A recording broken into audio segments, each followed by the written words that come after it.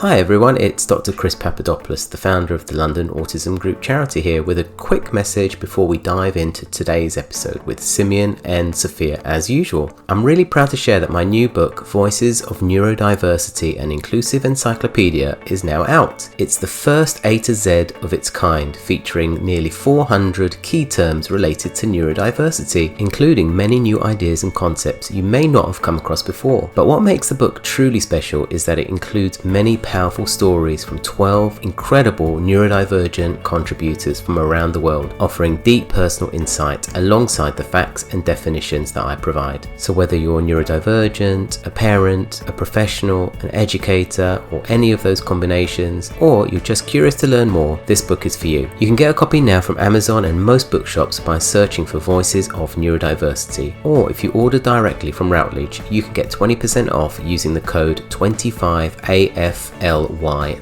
That's 25AFLY3 at checkout. Thanks so much for your support, and now on with the episode. Good morning, good afternoon, and good evening, everyone, whenever you are listening to this. Welcome to another edition of the Autism Podcast. Before we get into today's episode, you know the drill by now. Be sure to check out our website, www.londonautismgroupcharity.org, where you can find exclusive information about our services, such as volunteering, and about all of our community cafes that are hosted all across London, that are hosted by the founders, James Gordon and Chris Papadopoulos. You can come into these cafes and there's a private, safe space where you can just be yourself. If you are autistic, if you're not autistic, it's a great place to just learn about autism. You can find out from a lot of autistic people there. You can find out from the founders themselves, where you can find out more about the charity. It doesn't cost anything to enter. You don't have to sign up any forms. You literally just come in, have a tea or coffee, and you can just be yourself. It's that simple. Be sure to check out our website to find out more. And with that said, on to today's guest, who's worked with disabled people in the youth sectors and early years since 2013, who has also became a community researcher exploring cancer care inequity for both transgender and disabled people in 2021, is currently studying a PhD on exploring trans and gender diverse autistic adults' experiences of health and social care inequity, which is a mouthful in itself. But if there was a Guinness World Record for the longest PhD title, that will have a run for its money. Trust me. But anyway, coming to the stage, everyone, please welcome the self-proclaimed permanently exhausted Katie Munday. Hi, yeah, thanks for having me today. I loved your description of the charities cafes. Just come in and be yourself. That's the That's only what requirement. I that, absolutely love that. Yeah. that's what it's about at the end of the day. So, but it's great to have you on, Katie, and I know that this will be a great conversation based on the things you would like to talk about and other topics. So, without further ado, over to you, Sophia. Thanks, Simeon. Katie, great to have you on the show today. We've just had a little pre-meeting and there's been lots of laughter already. So I think this is going to be a fun episode. Lots of interesting topics to talk about today. But before we get started, it would be really helpful if you could introduce yourself, tell us a little bit about your background and your diagnosis so we can get to know you a bit better. Yeah, hi. So I'm Katie Munday. I use they, them pronouns. I am, so many things. I'm a first year PhD student. I'm ESRC funded for that. And I have been doing youth work and wheelchair basketball for the last 10 or 11 years. Not very good at maths.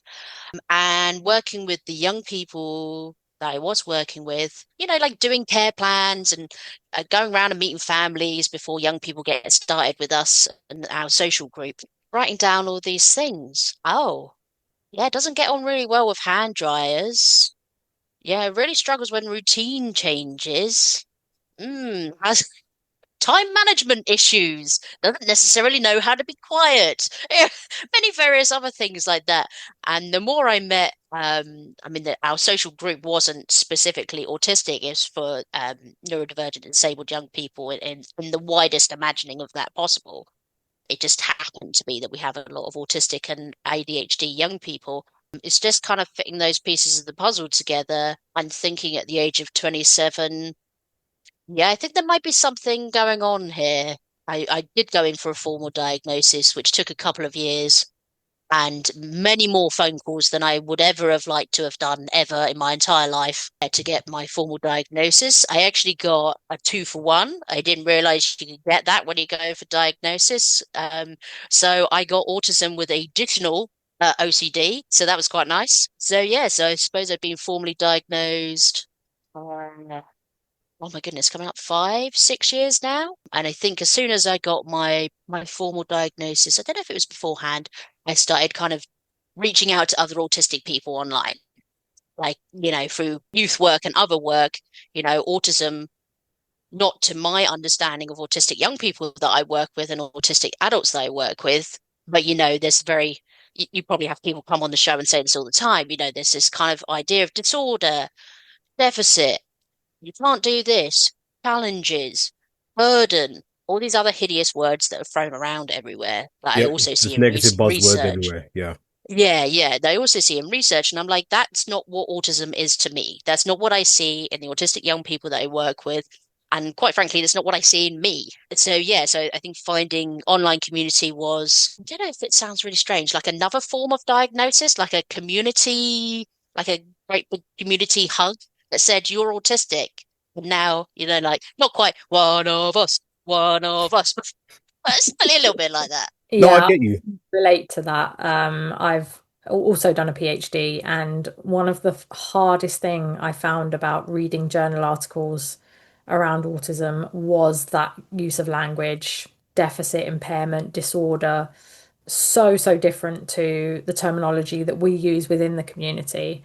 And I really do hope that that's something that will start to change, particularly as there are more and more autistic academics now, which is amazing.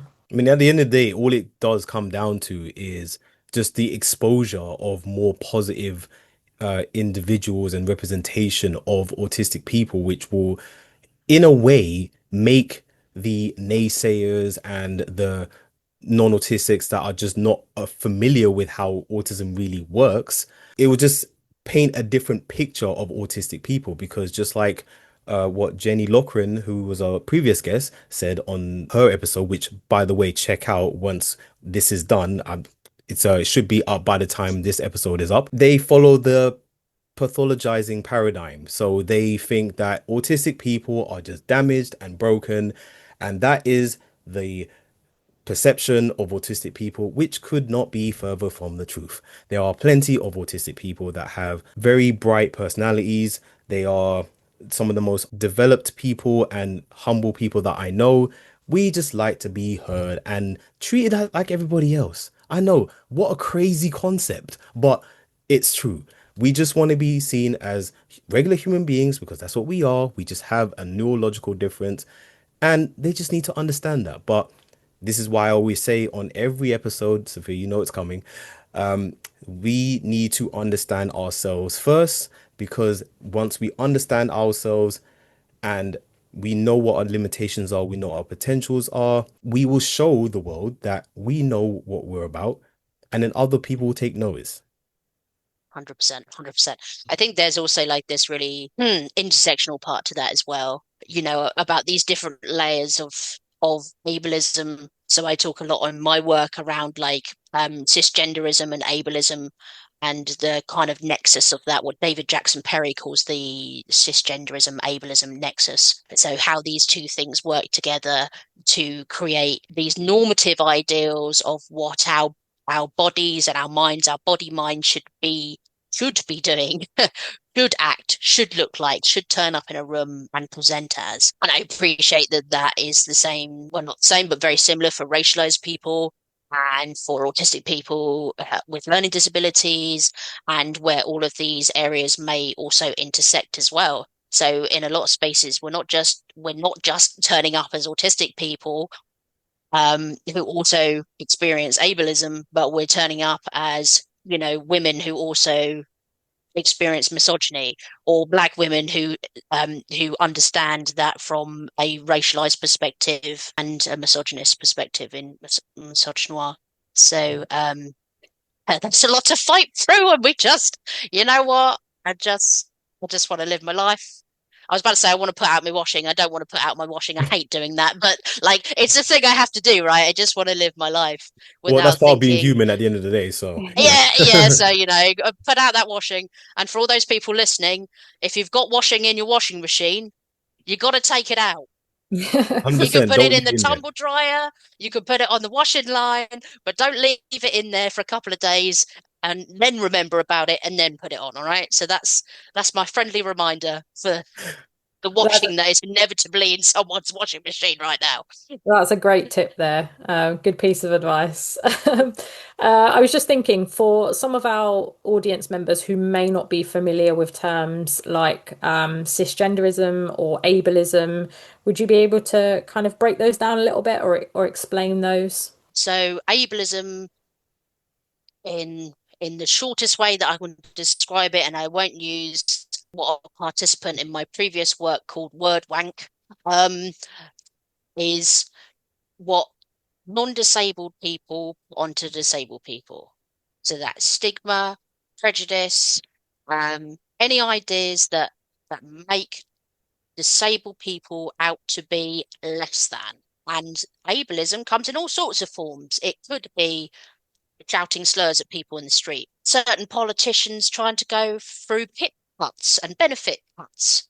It could be a building insistent on not putting ramps or, various other things. So ableism can be an everyday thing, everyday occurrence, but also is very much baked into everything in the UK, including physical access to buildings. Cisgenderism is the idea that cisgender people, so that would be people who are assigned male at birth or assigned female at birth, where a doctor looked at you and said, oh, yes, you're a boy, or yes, you're a girl. And that baby grows up to be an adult and says, yes, I am a girl, I am a woman. And that's what I mean by cisgender. And cisgenderism is the idea that being cis is the only natural way, the best way, the ideal way, the natural way, which, quite apart from anything, is very bad biology from just sex characteristics and endocrinology, which which I could go into. There's a whole other thing, and just raises intersex people who can have a mix of various different chromosomes and various other biological things going on. So when I say cisgenderism, ableism, or ableism, cisgenderism, I'm talking about disabled people or neurodivergent people who are also trans, gender diverse, even questioning in their gender, might even be agender. So in all the ways that you can be trans, and disabled and neurodivergent, and how those two things overlap. Yeah, and that's another example of intersectionality as well, isn't it? Because we have our autism identity, but many of us also have multiple other identities, and the way that they interact and intersect is really important and shouldn't be overlooked. 100%. Because at the end of the day, it just comes back to what I said before, that we're all human beings at the end of the day. We just have our own different ways of looking at things, and we identify in different ways. So everyone should be accepted for who they are. Doesn't matter if you don't understand it or not. It's not up to you. It's up to the person who goes with it. If anything, what you can do is just learn more about what it is you don't understand. Again, I know, crazy concept, but yeah, just learn more about what you don't understand, and you might actually learn something. And because, living in ignorance is not really the best way. I want to find out from yourself what exactly kind of attracted you to this space, if that makes any sense.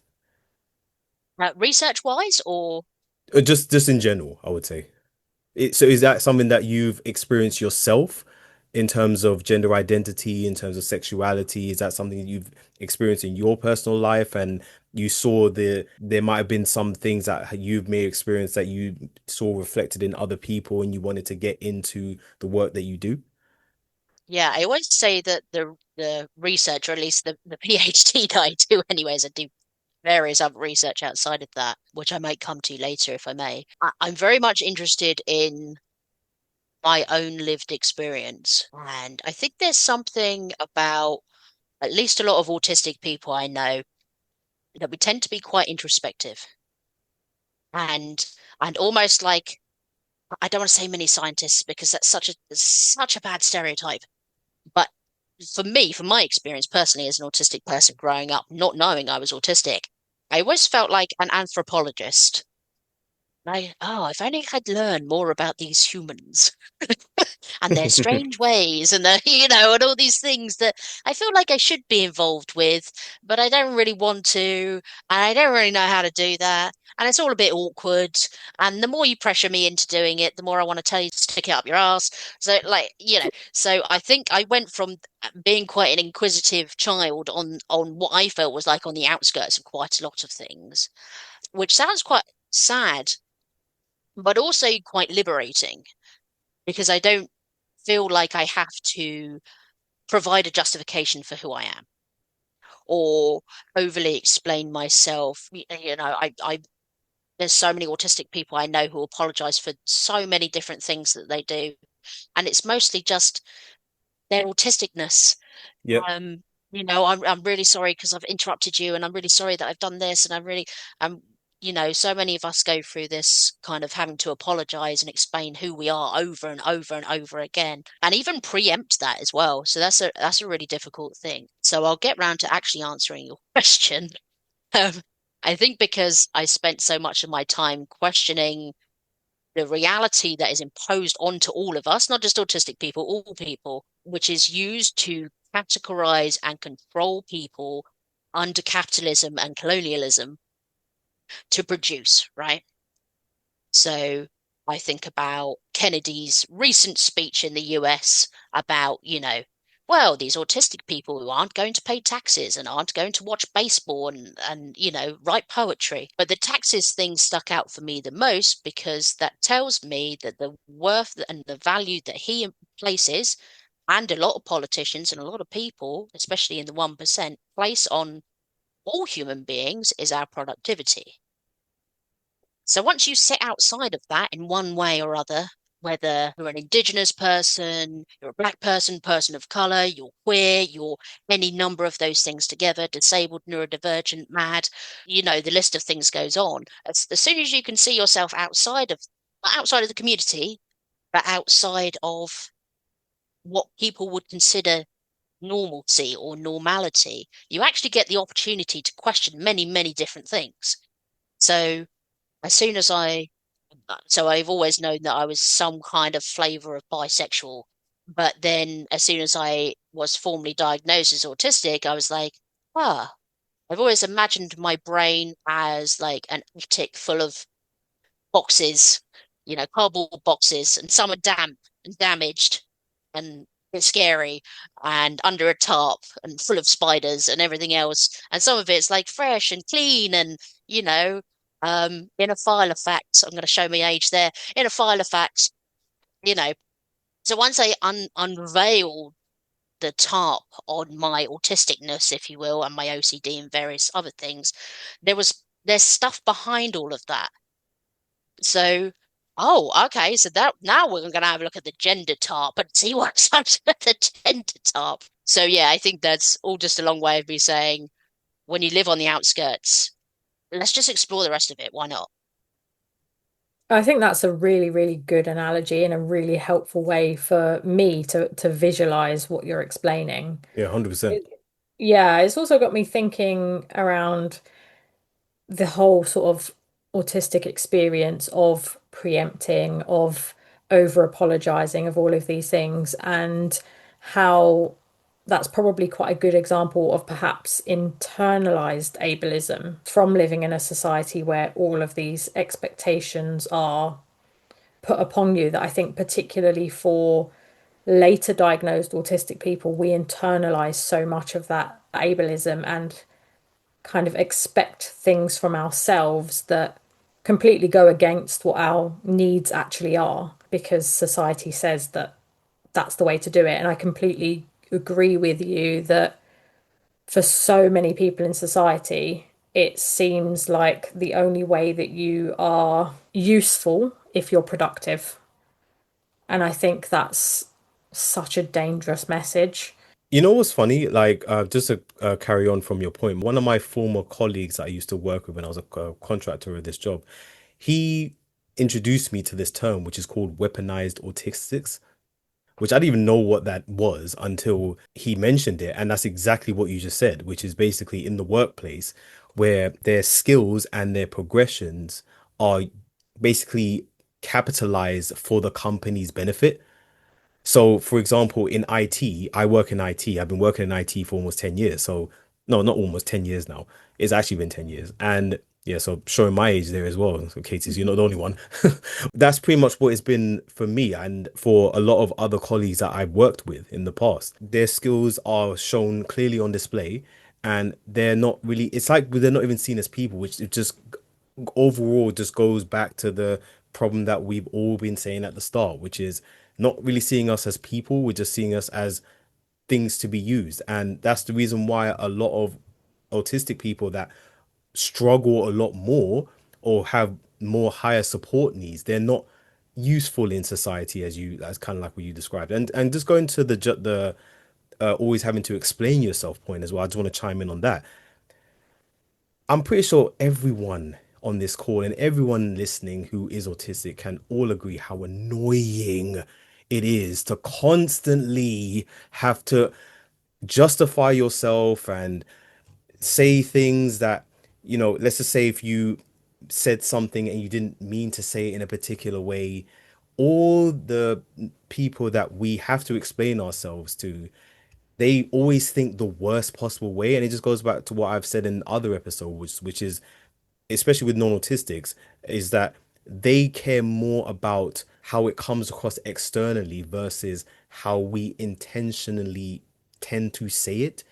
And it goes back to David Devine's episode that we did, Sophia, when we were talking about the double empathy problem. Like I Yeah. said, when I found that out, trust me, that was a mind-blowing moment for me because that was just such an important concept. And I'm so glad that, I managed to find that out. And trust me, any autistic person listening to this, 100% check out the double empathy problem because that whole communication breakdown is a real thing. It's just that whole mess of always having to explain yourself. But the problem is that whenever you do explain yourself, guess what happens? We get villainized. We get blamed because we don't fit the standard of society, which, like I said, it's annoying. But hence why I always preach to understand yourself. Because I'll give you an example, because I know I keep saying it, and maybe you just need some examples of what I mean. Is that if you understand how your brain works and how your brain actually operates and functions day to day, how you intend to do things, even when you are trying so hard to get through to the other person who's just basically going have their fingers in their ears and going la la la la la la la la la la la la la, guess what happens? If you understand yourself in such a extensive way, even when they don't understand, you understand yourself what you intended to do. So if especially if they're not listening, you don't feel like you have to continue explaining yourself because you just think to yourself, you know what? They're not listening. I know what I meant to say. I know what I was trying to do. And that's what matters. You're no longer coming from this place of trauma anymore, where you feel like you have to, you know, please the other person. You know in yourself what you're trying to do, and you don't gaslight yourself, and you don't let the other person gaslight you either. And that's Mm, exactly the reason why mm, I always mm. preach it. Yeah, 100%. Oh, you've said so much in such a small amount of time, and I have several things to say to that. First thing is, I couldn't agree more with you with the last thing you just said. I always think to myself, especially after having my son, because having a child, if you've had a traumatic or interesting upbringing, is Quite an emotional negotiation. Let's just put it that way. But I am very happy to be quietly correct. Whereas before, I felt like I had to be out loud correct, and I needed everyone in the room to know my point of view and that I was right, or that I was, perceiving myself to be in the right anyways. Now I'm so happy to be quietly correct and to get away from people who act in bad faith like nobody's business. Hmm. Hmm. And it is so peaceful, it is so joyful, and I am so pleased. If I can also go back to the idea of weaponized autistics, because I think that's really interesting in the I don't know where this slogan came from, and I absolutely hate it. Neurodiversity in the workplace, as Uh, if neurodiversity is its uh, own spectral entity, and as if neurodiversity doesn't include absolutely everybody. yeah, Um, it's yeah, segregation but right there's there. yeah, and But that's so, basically what it so is, you know? yeah, so there's this idea of like, so you might have experienced it, Simeon, in IT, where oh, thought of as autistic people, oh, very analytical, very, detail orientated, all of this kind of wonderful stuff. Yep, yep. But there's another layer to that, which I think you may also have been alluding to, is that also we tend to have fewer sick days. We Oh tend to yes. work over hours. We tend to be the people who say, "Oh, you need that in by next Thursday." Yeah, no, don't worry, I can do that, even though it's a monumental piece of work that is due in, a 24-hour turnaround or whatever. So it's all these little ways that the stereotypes that some of us do fit into, around, analysis and kind of stuff like that. But also there's the darker side of that, of like, oh, not only are you really, really good at this, you're never going to take any annual leave. And I can absolutely take the piss out of you with how many hours. And, so there's that whole side of things as well. I also have something to say about the problem, if I may. Yeah. Feel free, go ahead. Um, Go ahead. right, okay. So yeah, loves me. Oh, I tell you what. So I got up whilst you were talking to get one book. Let me get another book. If you have not, Simeon, The you will double like this. empathy reader. So, for the people listening, I'm holding up a copy of the Double Empathy Reader, exploring theory, neurodivergent lived experiences, and implications for practice, which is a book edited by Damien Milton. It's his newest book out, it only came out a couple of weeks ago. To plug myself, I have got a chapter around trans autistic people's experiences of healthcare. So, what does double empathy look like when your healthcare practitioners are typically non-autistic and cisgender, and you're going in to talk about any kind of healthcare need, and there's this thing that we talk about in the trans community about trans broken arm syndrome, right? So I could come in with a broken arm, but because I'm on HRT, they'll go, "Oh well, it must be something to do with your testosterone levels," or "Oh, well, that's probably just a side effect of having top surgery," or many various other things. There's this kind of strange idea that within healthcare, that if you are a trans person, especially if you've done any kind of medical transition, that somehow anything you have, if your leg falls off, it's because you're on HRT. Mm. So yeah, I just wanted to put that there as well. Yeah, huge fan of the double empathy problem. So If anything, what we'll probably do, we'll put that in the description of the episode for anyone to check out. I will be checking that out as well because I want to know everything regarding that because I want to be clued up when it comes to double empathy problem, especially. But yeah, so thank mm, you, Katie, for that. mm. Yeah, there's some really good chapters in that. Really, really good chapters in that. Especially the one about you, right? Oh, well, darling, that goes without saying. Well, now you mention it. No, there's some really, really good stuff in there. So from some mostly autistic researchers. So it's good stuff. Yeah, that'd be great. Everyone, check it out in the description. It'll be a great read, I'm pretty sure. So, wanted to move on to the next topic, which so One thing I forgot to mention in your intro is that you made the website Autistic and Living the Dream. Is that something that you would like to get into more? How that came about? What made you want to create that? And what is it? So I was talking earlier about coming into myself as an autistic person, which I'm still doing, by the way. This is a lifelong project of mine to lean further into my autisticness. And part of that was definitely finding online community. And I happened to do that at the same time that a little known pandemic was happening. So everybody was at home, and I think a lot more of us were on social media than we perhaps normally would be. And because of working with vulnerable young people, I was at home. I was also pregnant for a part of it. It was all very interesting, and part of that being at home and having just got my diagnosis, I don't know, like 6 months I think before the lockdowns happened in the UK. Think or very very close to the time, anyways. Was doing a deep dive on autistic community. What could that look like? What should that look like? What do I need that to look like? What can I also bring to it?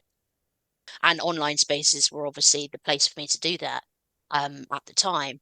And as I've said, I'm very introspective, and I know a great deal of autistic people who are. So I just wanted to have, I don't necessarily want to say a diary, but it's a blog that I run.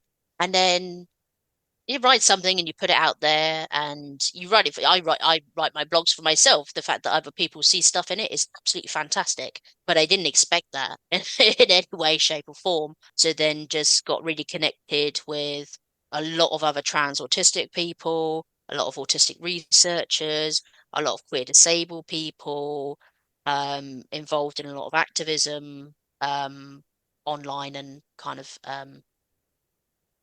in real life as well. And that very much intensified for Boycott Spectrum 10K. I don't know if you've had anyone come on and talk about that, so I don't want to bore the listeners with that, but just to be quite succinct, very bad with timings, but 3-4 years ago, Simon Baron Cohen and other people from University of Cambridge and various other places wanted to collect 10,000 autistic people's DNA. They wanted to do it for many various reasons that didn't make any sense. Their ethical application was LOL. I've written about this extensively, and I know the people at Boycott Spectrum 10K have written about this extensively. So presumably we can share that within the notes as well. Yes, so very worrying to want to have 10,000 autistic people's DNA on file, especially when there's other things going on in France where there's like 5,000 people's DNA has been taken there, and then there's something going on in Canada with their 1K, and it just seems to be a very scary, worrying database on autistic people, right? Which we're obviously seeing replicated in the US at the moment as well. So that was a very difficult, arduous work that didn't just include me and people from Boycott Spectrum 10K, but also included a lot of people online and in real life doing various things, getting Freedom of Information Acts. So I could scour through all of the ethics, and I know I wasn't the only person who did that as well and wrote on that. And it was the beginning of this year, after a 6-month long consultation, which quite frankly they should have had at the beginning before they even started doing all of this, Spectrum 10K came to an end. So yeah, some kind of vindication there, maybe. However, there is other work going on and there has been other DNA collected elsewhere. So a bit of a, interesting outcome. But the point to all of that is that Boycott Spectrum 10K was probably about 15 of us, all autistic people, always online and definitely more online because of lockdowns. And that very much gave me a reason to connect to other people. And, so David Gray Hammond, who I know you've had on here as well, who runs Yes. Emergent Divergence, very good friends with David. Tanya Adkin, who you may have had on here as well. I know you're Chris as well, Chris Papadopoulos. So the four of us together actually co-created Autistic Substance Use Network. So it's all these little connections that I've created that are loving connections, friendship connections, but also very autistically around intense interests. So that's so Autistic and Living in the Dream is blog, research, I do consultancy work, training, poetry, yeah, a bit of everything really. And events you can see me coming up at and stuff like that. So yeah, so everything. It's everything and nothing. It's mysterious. Ooh, mysterious. If you would like to check out this mysterious website, please check the description. AutisticLTD.co.uk. That's me, but it'll be in the description too. And when you click that website, this is where all of your data will be extracted as well. So, so, so Deeply unethical. yep. No, I'm joking. That won't happen. But yes, that sounds great. That the fact that so many people that we've also even had on the show already, just shows the kind of impact that you are having and collaborating with other, autistic people that have a following, have a voice and stuff, which is just exactly what we need in this time frame to obviously, that's part of making the difference of, having people take autistic people more seriously, because obviously we take ourselves more seriously, and it's obvious that, you guys obviously have that potential to do that, because obviously you managed to, because obviously you've got a platform for yourself to also do that. So that's a great thing to hear, you know. I love I how. also appreciate. Oh, sorry. Sorry. No, go for it. We'll cut that bit out. No, you cannot speak. Oh my God. Fancy coming on here as a guest and wanted to say things. Yeah. Unbelievable. So yeah, no, I just also wanted to say, like, it's been a lot of hard work doing the stuff online that I do, but also, like, it's a massive privilege. Like, I appreciate that there are many autistic people and other people who do not have the privilege to basically fanny around on the internet, which is what I've been doing for quite a few years now, and I've gotten relatively good at it. But like, I just wanted to nod to that as well. That's a privilege to be able to have a space where you can just freely be yourself, and and some people listen and actually enjoy it. Like, that's a massive privilege. I think that's one of my favorite things about the autistic community is how sort of well connected we are and how welcoming we are as well, because so many of us have similar stories in terms of getting that diagnosis, not really having anyone to share it with or talk about it with.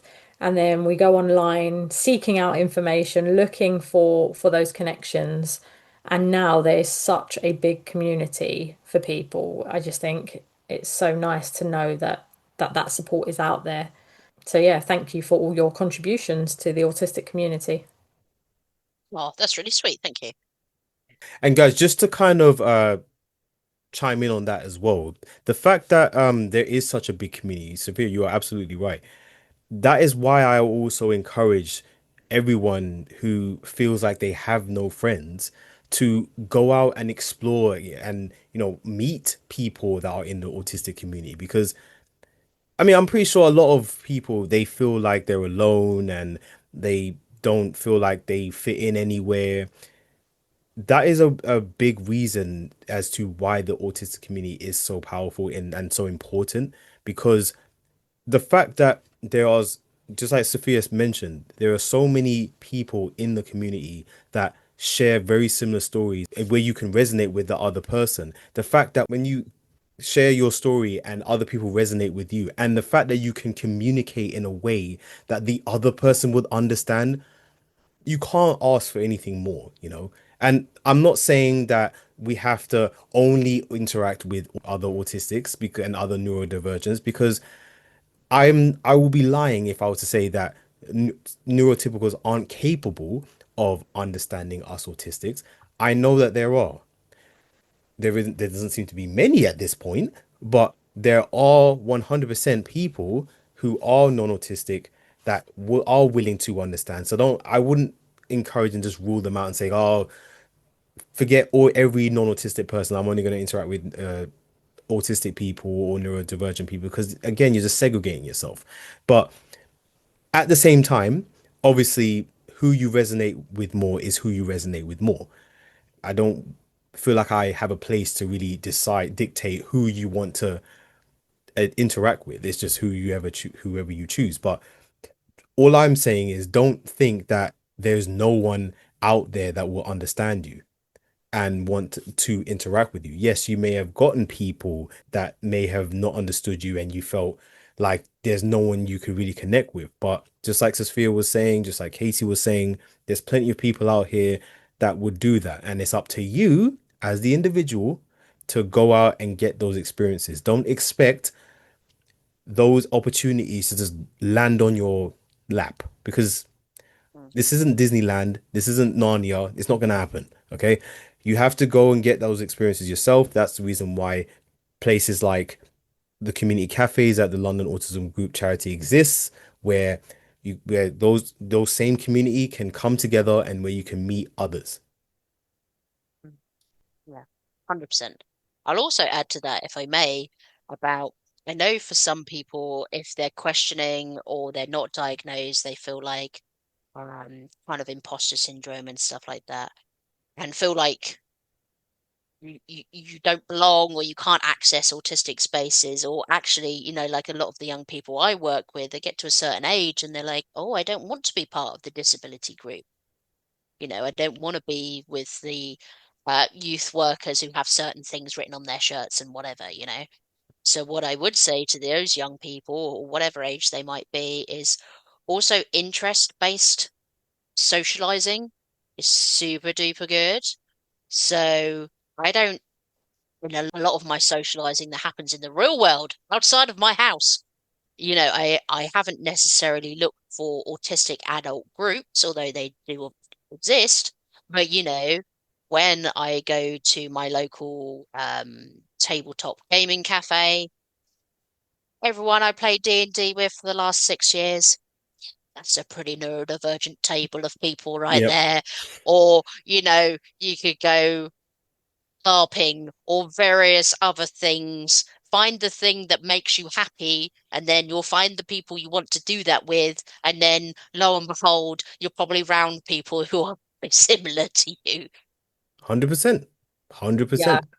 I work with neurodivergent children and young people too, and that's often my advice to them as well is look for those interest-based groups because lots of them do go through a stage where particularly the kind of teenage years where being neurodivergent is not something that they want to talk about or not something that they're ready to kind of necessarily embrace. Being different is not a good thing in their eyes at that stage in their life, and I respect that, and I know that that's going to be a process for them to kind of come to terms with their autistic identity and experience the positive sides of it that we can now. So often I suggest the same sort of thing is whatever your intense interest is, there will be a group. Find that group and enjoy yourself. And then along the way, you're bound to meet more neurodivergent people within those groups. And hopefully, that's a bit more of a sort of gentle introduction into the neurodivergent world. Yeah, and to add to that as well, the fact that as autistic people, a lot of us have social anxiety. And one thing I've come to realize about myself, I'm pretty sure you've said this, Sophia, on the other episodes as well, is that a lot of us, we have trouble in, starting a conversation. So if you're in a space where it's an interest of yours, that right there will make it a lot easier for you because as look, as autistic people, we know the drill. Whenever we're interested in something, info dumping is inevitable. So if you're around other people that have the same interests as you, guess what happens? You don't think about what you want to say anymore. You just do it. And guess what? Other people also give that same information back.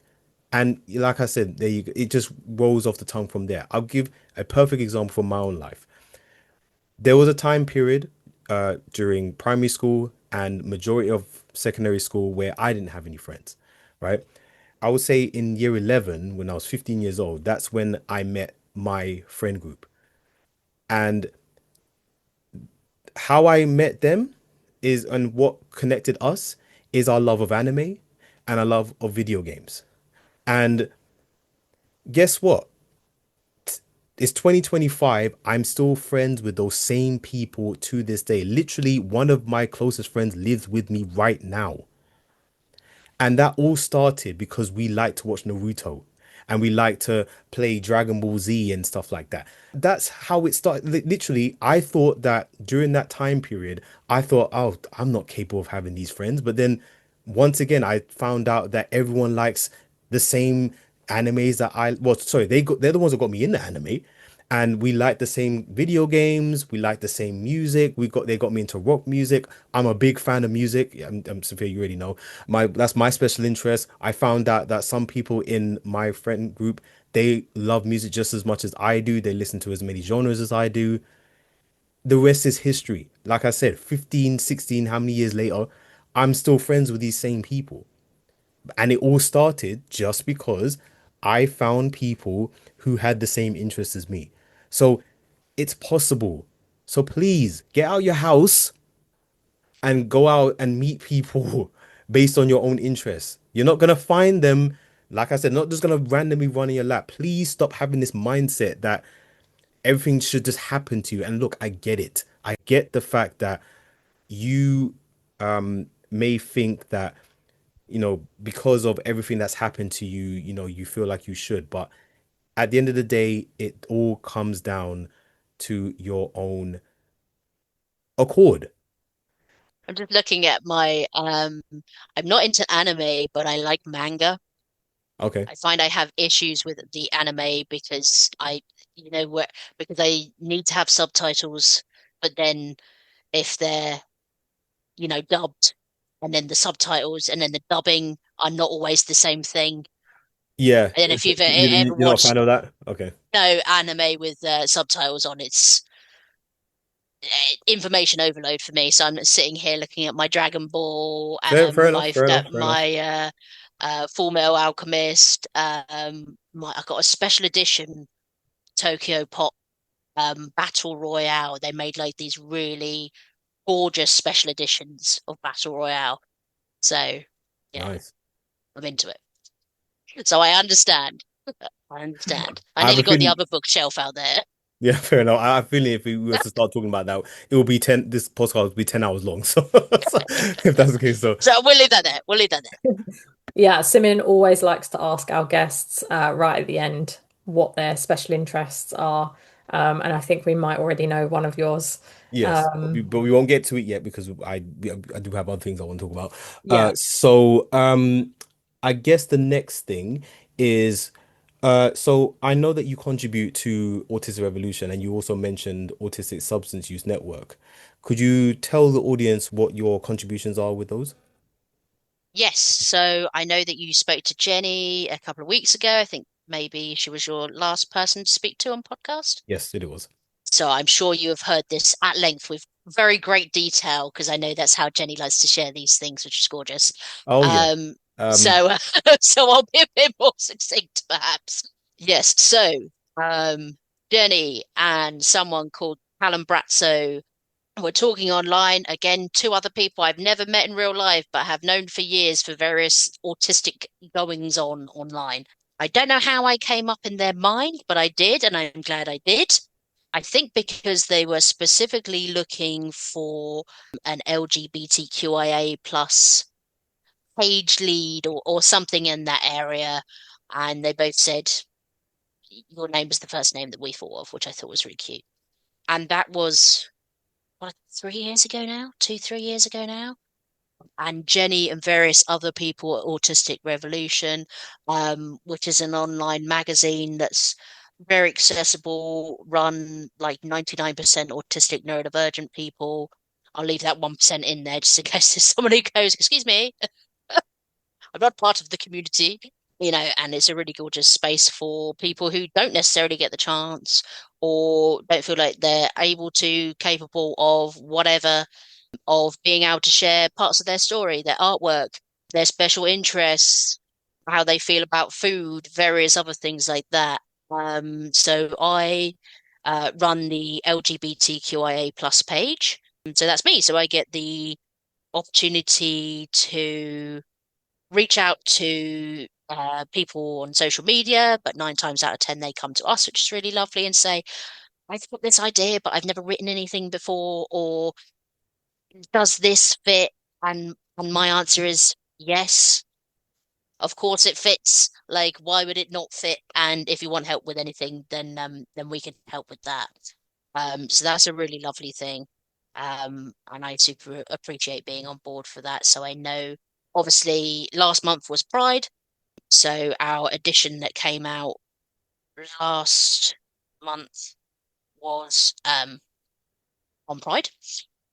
So we had a written piece from someone about someone called Draven, who was sharing their experiences of being misdiagnosed with emotionally unstable personality disorder when they are actually autistic. So around their misdiagnosis and what that meant for them as a person who's also gender fluid. So, like, where do you get to read things like this? This is amazing. I love this. And also some really gorgeous artwork from actually our Autistic, nearly lost the name there, who is autistic and does a lot of infographics and really beautiful art with different birds and owls, because their special interest is birds and owls. So that's Autistic Revolution for me. Autistic Substance Use Network. Again, I don't know when you spoke to David, so David may have spoken about this. David Gray Hammond did a really brilliant online survey for autistic people on substance use and experiences of substance use services. Again, in the widest range that could be. So anything from smoking to illegal substances or drinking or various other things. I don't know how many people David was expected to answer that survey, but he had over 500 people answer that survey, all with some very interesting things to share. So myself, obviously David Gray Hammond, Tanya Adkin, and Chris Papadopoulos worked together and said, you've got this fantastic data, and this it's supposed to be called data. I like to call it stories. These stories that people have shared with us, both quantitative, so kind of more number-based stuff, and qualitative, so written word. What can we do with it? What should we do with it? And so in the last couple of months, we've had 2 papers out. One was Improving Substance Use Services for Autistic Adults, Insights and Recommendations from Autistic Adults. That's in Autism and Adulthood. We'll put it in the description. And the one that Chris has just led on, which came out in Neurodiversity a couple of weeks ago now, predictors of depression and anxiety among self-medicating autistic adults. So, yeah. So that's a little bit about what we're doing. There's a lot of substance use work that very specifically look at ADHD folk, which is very helpful, but also based in this kind of, we were talking about double empathy earlier, and I think that relates to this with ADHD and addiction around, when it's a non-ADHD person who hasn't experienced addiction or substance use of any kind that might fall under some kind of addiction umbrella, who are the professionals, there's a miscommunication there already, especially if there's this moral judgment on what it means to be ADHD and what it means to be ADHD. I talk about capitalism all the time, what it means to be ADHD under capitalism, where brain fog, we're not exactly on time for things, various other things. Some of us aren't able to work as well. And also this kind of moral failing, or what is seen to be a moral failing of addiction. So we have created that based on David's specific findings, but now we're going out further and hopefully doing more work in that area to say, well, autistic people need substance use services now. What can that look like? What should that look like? What's the state of them at the moment?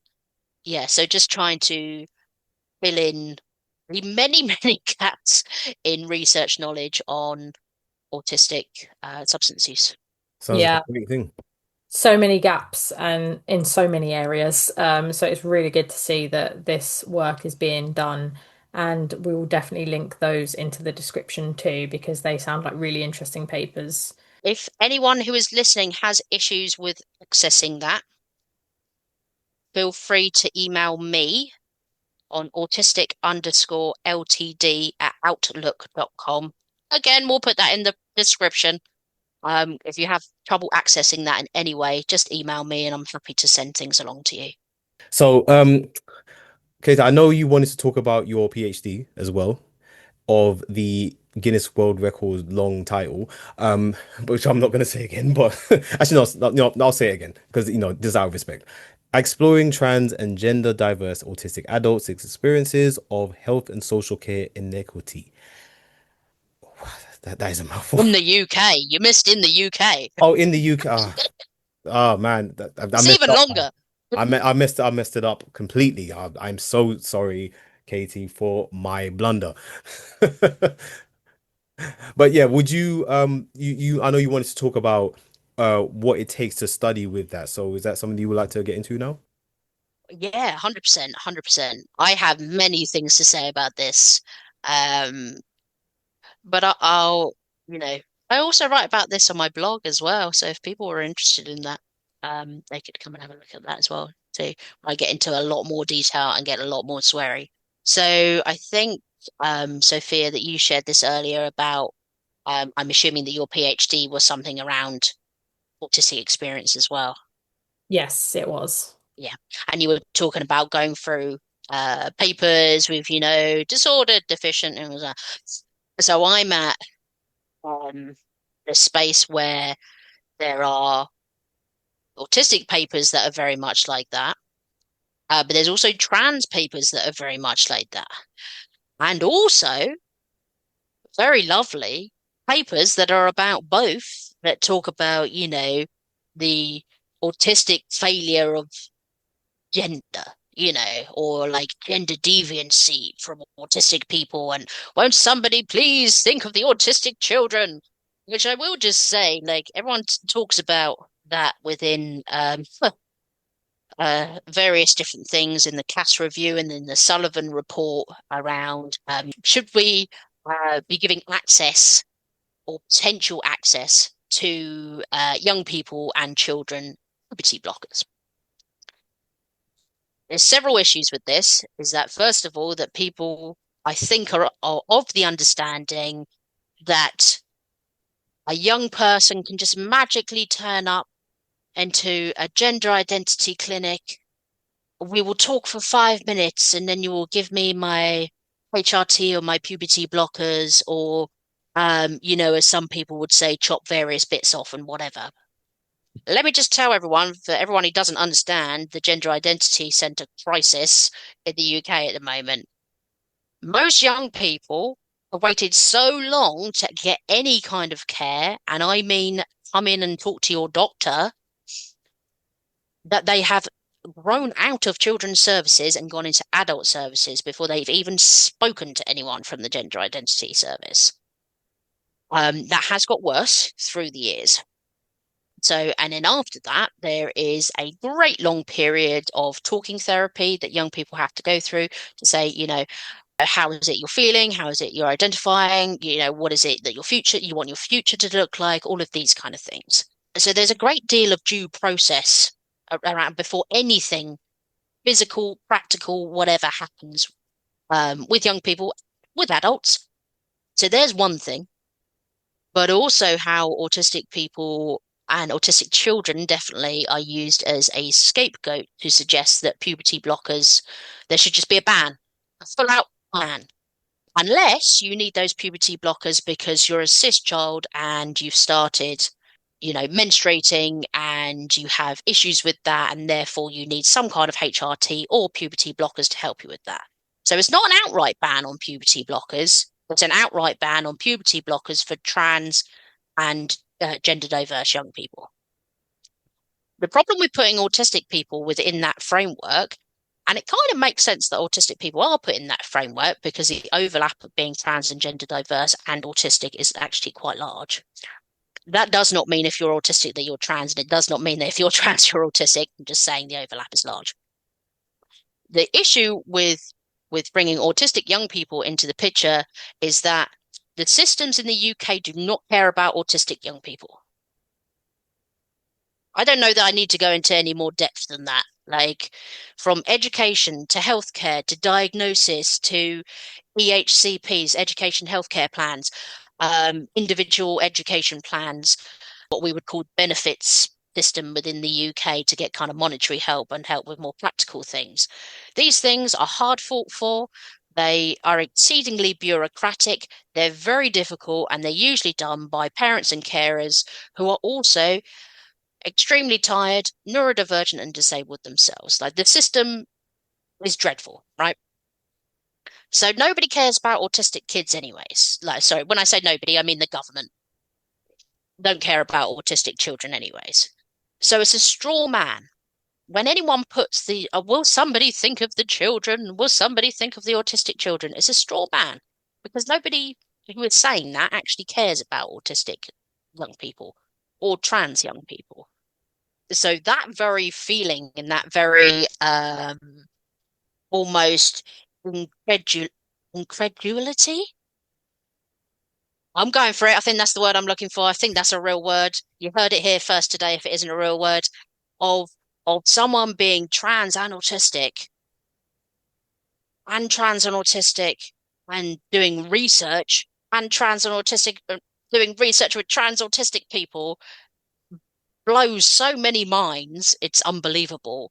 So, I'm within the psychology department, psychology as a way of thinking and as an epistemology, so just as a way we understand knowledge, is very much based in this kind of FISIT model that we've been talking about all through tonight. So the struggle is for me as a first year PhD student of how do I keep myself safe? How do I keep myself from basically losing my soul into the academy, which I think is a big thing for all PhD students. So I'm going to say that now. And how do I keep my co-researchers who are also trans and autistic safe? How do I get everyone paid? How do I, So, and again, being very introspective, there's this constant reflexivity from me about, and actually Monique Bofer spoke about this and has spoken about this before, but very specifically, very recently at the Critical Neurodiversities Conference, Neurodiversity Studies Conference that was up in Durham last week, around should we be doing this work in the academy at all? Should we be doing this work within universities? What does liberation for trans autistic people look like if we're doing it from within a system that is based in white supremacy, colonialism, cisgenderism, ableism, all of these isms that are absolutely horrendous? And I think I go one more on that is also if myself and other radical researchers doing similar type works on all sorts of different areas, and not necessarily just qualitative or social sciences, but all across the board. If part of our work is to dismantle the academy, what happens when the roof falls in? And that is just the point that I come back to time and time again. Do I want to be under that roof? Does the roof need to fall down? Do I need to be, 100 miles away from the roof of academia, if you will, whilst also just trying to do my PhD and, like I say, put out my washing and various other things? Just have these very deep thoughts about, am I doing this? Am I doing this the right way? Am I doing people a disservice? Am I further harming myself and my community whilst trying to actually make improvements for myself and my community? And that's just a bonkers loads of pressure and things to think about. Yeah, very, very thought-provoking. Very interesting questions you're asking yourself there, all alongside putting the washing out. Oh gosh, dear Lord. I mean, that's It keeps the high priorities of there, It keeps coming, mate. I've got a 4-year-old, mate. Like the washing, I it's don't know. out the washing and the food shopping. Oh God. I'm not sure if you feel like this too, Katie, but I can always spot a paper that hasn't been co-produced with any kind of community. I can always spot the papers that have been written about autistic people with absolutely zero input from autistic people. And as I mentioned earlier, it was one of the things that I found most frustrating doing the PhD was reading new articles that were still using such outdated language. But yeah, we will Mm, have to see if mm, that changes. It is changing, but hopefully that continues to go in the right direction. You know what I would say? And again, this goes back to what I've been saying this whole time, is I believe that even though, yes, there is definitely change, but I do believe that the best way that things are going to change is that it's up to us mm, autistics. And that's why I always say, I have yet to find a single disadvantage of understanding yourself, because I think that, just like I said in one of my previous episodes, that I believe it's a strength in numbers in one way. The more people understand themselves as autistics, we could be looking at pioneers in making changes to how autistic people are viewed, how people are described in papers for PhDs, for articles, like the whole paradigm that is the pathology paradigm could potentially be dismantled by someone who doubted themselves for all these years. It's not their own fault. But if the more of us get out of that, kind of cycle of, doubting ourselves and start realizing the potential, we can be looking at pioneers one day. And this is why again, I keep saying it and I will keep on saying that's my main message anytime as one of the co-hosts of the Autism podcast is understand yourself as an autistic person. Stop looking to people who don't understand anyway, because they don't understand. The only person that's going to understand yourself as an autistic person is yourself. So please make the change, and you never know, you could be one of those people that ends up making change. Katie's making change right now. I'm hopefully making change right now. I'm hoping Sophia's making change right now with all of this. I mean, I'm pretty sure all the three of us, we want to make change. That's exactly the reason why we're doing this. You know, get out there and understand yourself and make that change. yeah. I don't know. Maybe I should just hold up something when I'm done. So, So just what can I add to that? I just loved earlier when you said get out of your house.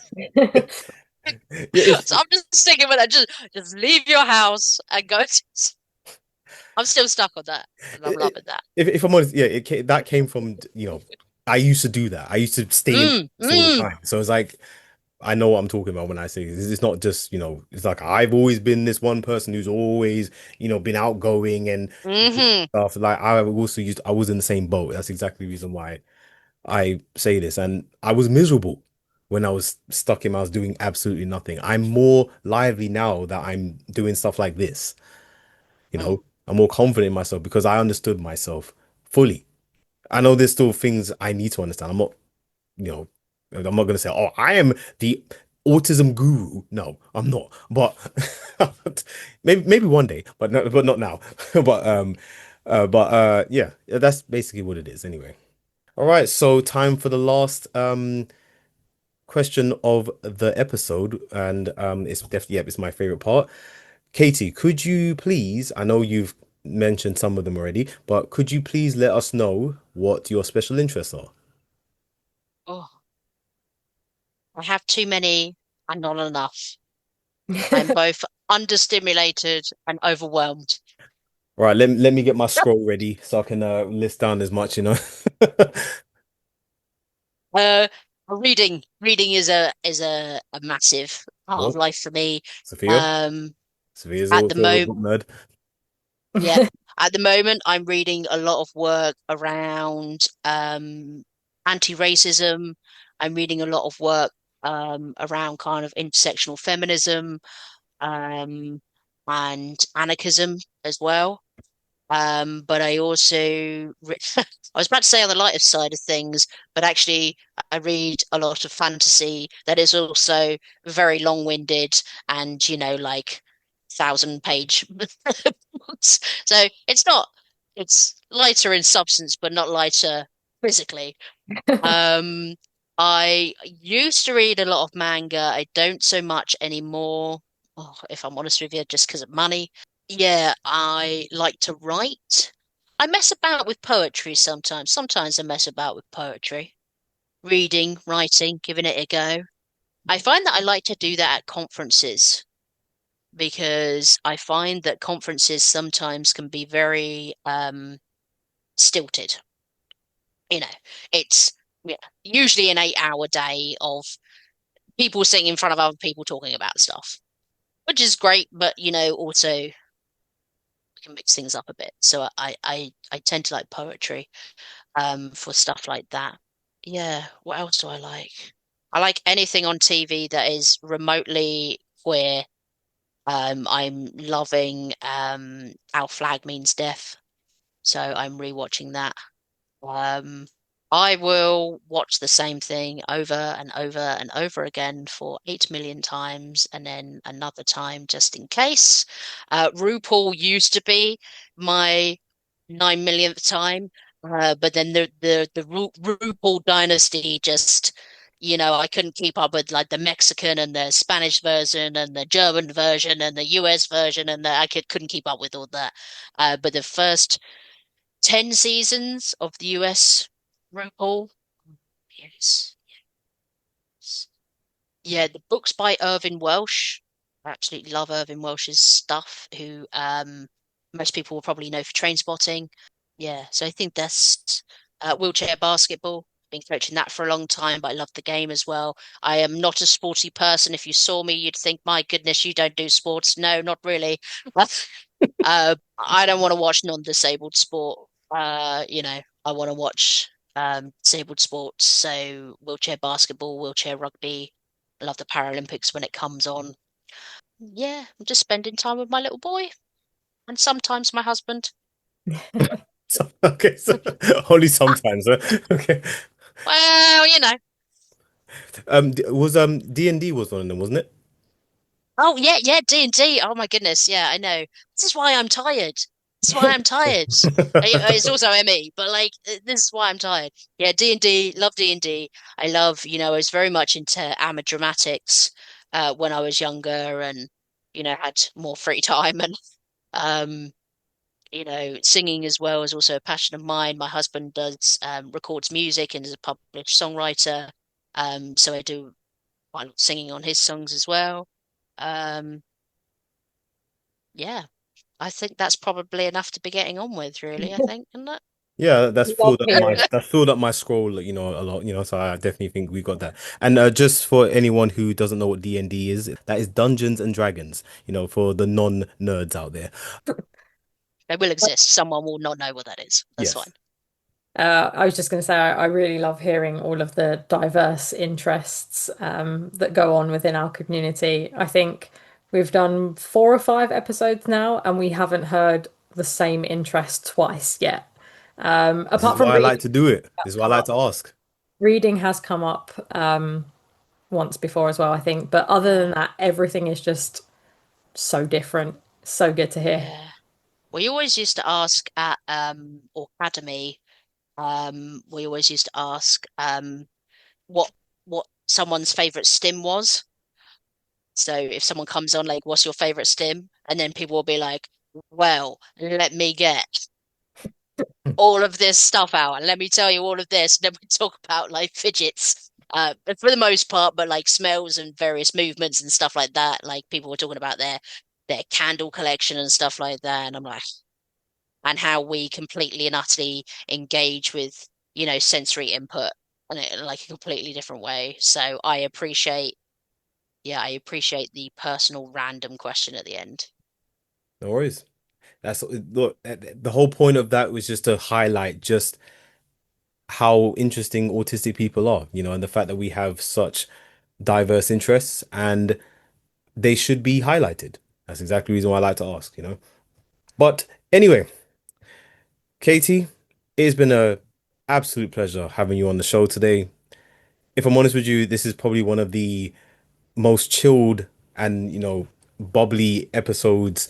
This is probably the most bubbly I've ever been on ever since I started hosting this. I'm not normally this ecstatic. I mean, this is how I actually am, and I hope this is how I'm going to be on other episodes. But once again, as I keep saying to a lot of other people, you are a shining example of what the autistic community needs and the trans community. And Oh, thank you. I do hope that you continue to make an impact on everyone, because look, man, as I keep saying to people, like I said, get out of your house. Kate's the perfect example of what happens when you do, you know. And yeah, this is I've got nothing else to say on that, but yeah, thank you so much for being on the show. Sophia, is there anything you want to add to that? Yeah, I echo what Simeon has said. It's been so nice talking to you, and it has been a very relaxed and enjoyable episode. And we've covered so many topics, and I've learned lots of new things today as well. So thank you so much for your time and for being a guest on the podcast. And we wish you the very best in whatever you do next. Yeah, perfect. Thank you. Thank you very much for having me. I will give you a little bit of heads up, Katie, that you almost beat Jenny in terms of podcast length, but you didn't Ah! you didn't beat her, unfortunately. Because but that Jenny still holds the trophy of the longest podcast Oh, episode. she will. She will. Yeah, But you were 100%. She'll very keep hold of that. so, and just my final message to everyone listening, for the autistic listeners, just remember, we are not here to fit into the box that society put for us. We are here and we exist to take everyone out of the boxes that they put for us. So remember, again, remember your potential, remember who you are, understand yourself, get out of the house, and most importantly, remember your dirty laundry. Um, we Please, I won't sleep tonight. That's the most important thing. Remember your dirty laundry. But anyway, Katie, thank you so much for being on the show today. And for everybody else, remember, stay blessed and keep expanding. We've got some exciting news. The Autism podcast is now on Instagram. We'll be sharing updates on new episodes, behind the scenes moments, guest highlights, and inspiring quotes from our community. It's also a space for autism acceptance, advocacy, and connection.